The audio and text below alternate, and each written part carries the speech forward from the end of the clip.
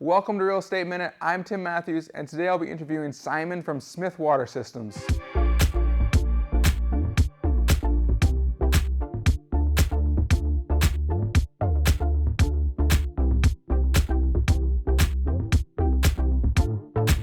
Today's question is, what are some maintenance tips people should keep in mind for their well systems? Being a homeowner, especially if you haven't lived in the country before and you've never been on wells and septic systems, it's a good idea to check your systems and the outside, check the well casings, the lids like we talked about earlier, from an outside point. Make sure there's a taper on the ground so everything runs away, and it should be chlorinated at least once a year. Inside the house, the water line comes from the well into the house. Then you're going to have your pressure tank. Coming out the bottom of your pressure tank, you're going to have fittings.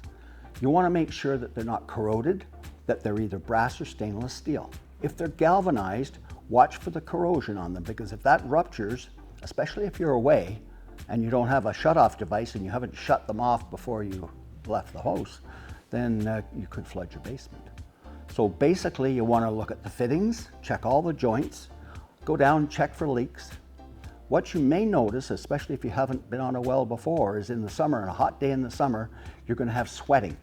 So you're going to have, if you have some treatment equipment in there, you might notice that the tanks are starting to sweat, running down and causing deterioration on your floor. You can put what they call a jacket on them that basically stops the condensation building up on the tank and running off the dam down the bottom onto the floor or wherever. Usually you can put a drip pan on the bottom, so sit your equipment in a drip pan, so if anything like that does happen, at least it's contained in a drip pan with an overflow that goes to your sump pump. Check your lines, check your hoses. You're going to see some stainless steel hoses wherever you've got a connection, or you're going to see some PEX connections. Check those periodically, see if you're getting drips. See if you're getting corrosion on them. See if they're going and turning a green color or a orange rusty color. That's a good indication of what's happening. Make sure you don't put storage items in the basement near the pressure tank. You've got pressure gauge, you've got a pressure switch, you've basically got a blow-off valve on there, and you've got basically a hose bib. If you're storing things there, they can easily get hit and banged, and then you're creating real big issues in your basement. So just keep everything neat, clean, and tidy. Check your filters. Change filters at least once every year, and check them if they fill up and start to plug up early. Change them every 6 months. Watch your system. If you have a softener in, make sure your salt levels are up, but not to the top. Only fill that tank up to about 60%, because you don't want to compress the salts in the bottom, which stop the flow of water to the float tube, which would render the unit not operable. So it's just little things. It's just when you're in the basement, just have a peek. If you're outside in the yard, look at the well. Has any little zoles been digging?